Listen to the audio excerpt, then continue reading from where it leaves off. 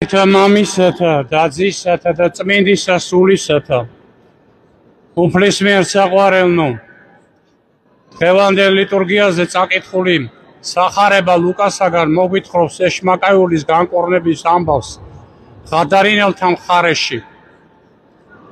ეს მოვლენა აღწერილია აგრეთვე მათე და მარკოს მახარებელთანაც. მაცხოვრის შესახვედრად გამოსული ეშმაკეულები, როგორც ამბობს მახარებელი, იყვნენ ფრიად ბოროტნი, ვიდრიღა ვერვის ხელეწიფებოდა წიახსლა, ვერავინ გაივლი და უსაფრთხოდ ამ გზაზე.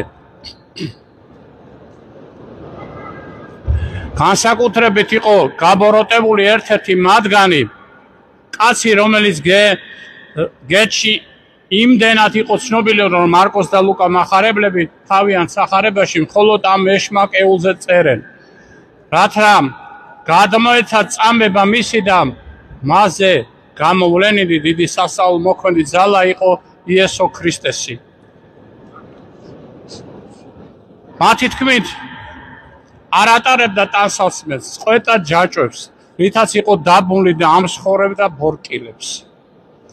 ხელებსა და ფეხებზე რომ ადებდნენ უსაფრთხოებისთვის დღესას და ღამეს, იგი ატარებდა საფლავებში, მთის გამოქვაბულებში და ისე გაველურდა და გამძინვარდა, რომ იდევნებოდა არა ეშმაკისაგან,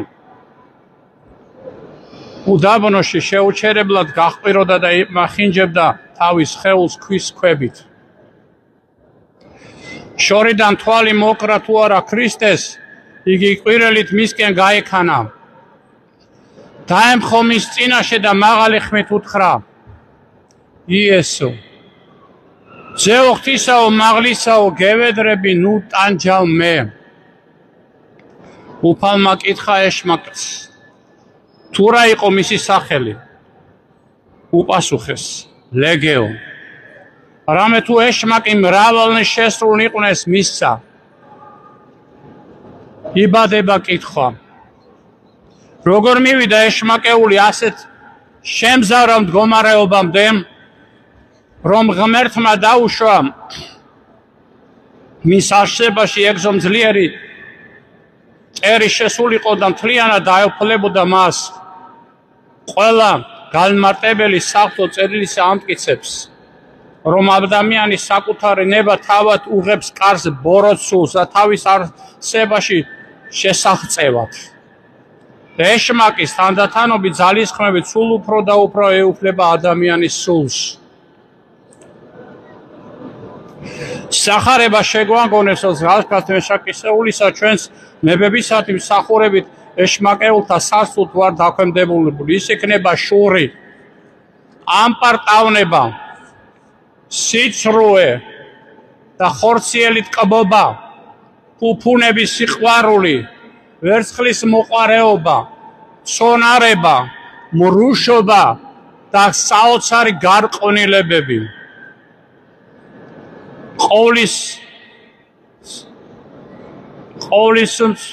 ცნობელმა უფალმა უწყოდა, რომ ლეგიონის მიერ იყო შეპყრობილი, მაგრამ იგი ეშმაკს სახელის შემდეგ ეკითხება, რათა ერთის ხრის თავისი მოწაფეები და ყველა თავისი მორწმუნე გააფრთხილოს ბოროტსულთა დიდი ძალის გამო, რომელთა ხელმწიფებასაც ისინი შეიძლება დაექვემდებარონ, თუ კი მგზნებარე წმენა არ ექნებათ ღმერთისა. ხოლო მეორეს მხრივ უფალ იესოს უნდა თავისი მოწაფეების რწმენა განემტკიცებინა თავის უსაზღვრო ხელმწიფებაში ბოროტსულთა ლეგიონზე. ბოროტის სულები ევედრებოდნენ უფალს, ნება მიეცა მათი ზღორების კოლჩი შესულიყო.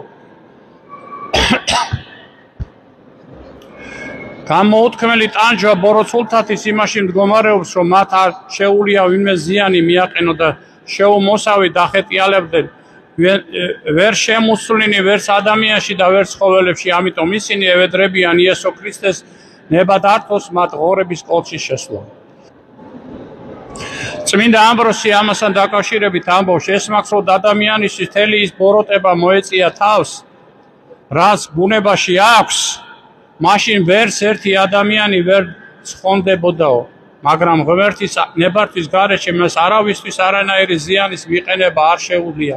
ამიტომ გაეშინოდეს ყველაზე მეტად იმისა, რომ ღმერთი არ შეურაცხყოფდა, ნუ გეშინის ეშმაკი ზაკრობებისა და მანქანებისა. ძველი აღთქმის ჯული უკრძალავდა იუდეველის ღორების ყოლას, როგორც უწმინდური პირუტყვისა, ამიტომაც ეს ღორების კოლტი ალბათ გადარინის ხარის წარმართა მცხოვრებთ ეკუთვნოდა, თუმცა ზოგიერთი ფიქრობდნენ, რომ გადანიელთა მხარეში იუდეველები ღორებით ვაჭრობდნენ წარმართებთან. ყურადღებას იქცევს გადარიანის ხარის მცხოვრებთა უცნაური საქციელი, რომელთაც ნაცვლად იმისა, რომ გახარებოდათ უფალს თხოვნენ გამშორდიო. ეს გაფრთხილება უნდა იყოს ჩვენთვის, თუ სადამდე შეიძლება მიგვიყვანოს მიწიერი ცხოვრებისათი მიჯაჭვულობამ, ჩვენ არათუ არანაირი სურვილი არ გვაქვს ჩვენ სულიერი მდგომარეობას ჩაუღრმავდეთ. არამედ პირიქით, ვცდილობთ გვერდი აუღრათ ყოველ იმ კითხვას, რომელიც სულიერ საგნებზე დაგვაფიქრებენ. ვცდილობთ სწრაფად განვეშოროთ შემდგომ, რომელიც სინდის გვიღვიძებენ. ჩვენი ცხოვრებისა და საქციელების მიხედვით ძნელია განსჯა თუ ვინ ვართ, უზენაესის მტრები თუ მისი მორჩილი შვილები, რადგან საქმრის წმენას არ წარმოვაჩენთ. უფალი ითმენს ჩვენს ნელთბილობას და თავად გვეწევა ხოლმე, რომ ძირისაგან გამოვყიზლდეთ. ზოგჯერ უფლის მარჯვენა ხილულად ცხადდება ჩვენს ცხოვრებაში გვასად განსაცდელი სახით, ზოგჯერ სხვა სახით გვეცხადება თავისი ძლიერებასა და დიდებაში. როგორ ვეგედვებით ჩვენ მას? წოლა მოიცავს ხოლმე ჩვენს გულს, მაგრამ ამ წოლაში არის კი ღმერთის ჭეშმარიტი მოშიშება. გვიმძირს უფლის გვერდით ყოფნა, რადგან უფლის გვერდით ყოფნისას უნდა შევეცადოთ ჩვენი საქმიანობა, უფრო მივატოვოთ ჩვეული თოლემარება ყოფა და განუწყვეტელი სიფრთხილით უნდა ჩაუკვირდეთ საკურთხარ თავს. ამიტომაც გადარიანთა მსგავსა ბებედრებით მას წავიდეს ჩვენგან ეს უხილავი და საშინელი სტუმარი, რათა ყველაფერი ძველ მდინარესავით დაუბრუნდეს და უფალო და უზრუნველად განვაწყოთ ყველა იმავე გზით, რომელსაც მანამდე ვედექით. აი, ჭეშმარიტად ესე ემართებათ ადამიანებს, რომლებიც ჩარჩენილი არიან ხორციელ ნებებში. ზანი მხოლოდ ქვეყნიური სიმშვიდითა და კეთილდღეობით შემოიფარგლება. და ბოლოს ჩვენს ყურადღებას იპყროს ეშმაკეულის ქვედა მისი სასწაულებული განთავისუფლების შემდეგ. იგი უფალს მიეკრობა და სურს მარაჯანს მასთან იყოს, ხოლო როცა მოისმენს მის ნებას, მიდის და ყველას უქადაგებს. მას აღარ ძალუს შეჩერდეს და ყველას გასაგონად ყვებოდეს, თუ რა სიკეთე მიიღო მან იესოსგან.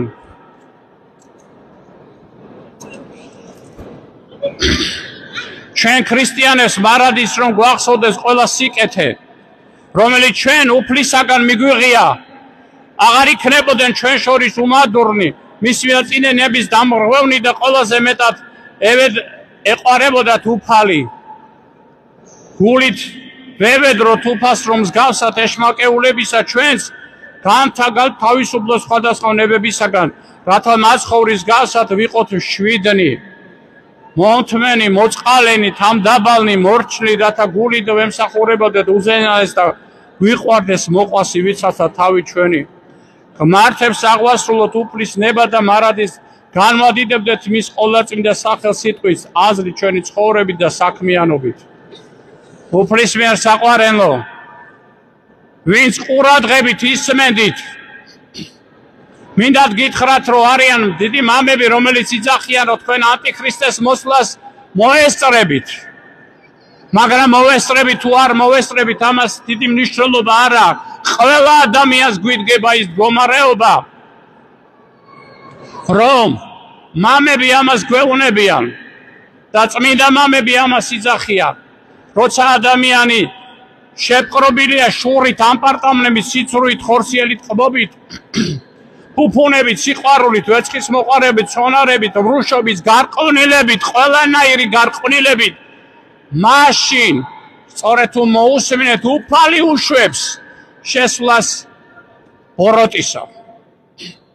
როგორც მამები გვასწავლია, სწორედ ანტიქრისტეს მოსვლაც უფრის ნებით მოხდება, როცა ადამიანები გავირყონებით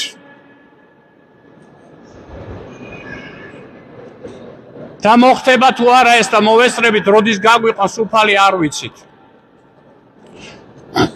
ამიტომ ყველა ჩვენთაგანს არა ის უნდა კონდეს თუ როგორ გავერთოთ, როგორ უნდა მოიხვეწოთ და როგორ უნდა განვაგდოთ ჩვენგან როგორც გააგდეს უფალი თავისგან და აღარ გვიყვარს ღმერთი და აღარ შიში გვაქვს ღმერთისა. განუდექით ადამიანები ღმერთს და რა დღეში ვართ ხომ ხედავთ. სად არის სიყვარული, როგორ დავივიწყეთ უფლის წყალობა და ყველანაირი მოწყალებები, რას გვევედრება უფალი და როგორები უნდა ვიყოთ. შვიდნი, მომთმენი, მოწყალენი, თამდაბალი, მორჩილი, ამხსარებელი, მაზიარებელი, უფლის მოყვარული და სინანულის მქონენი ადამიანები.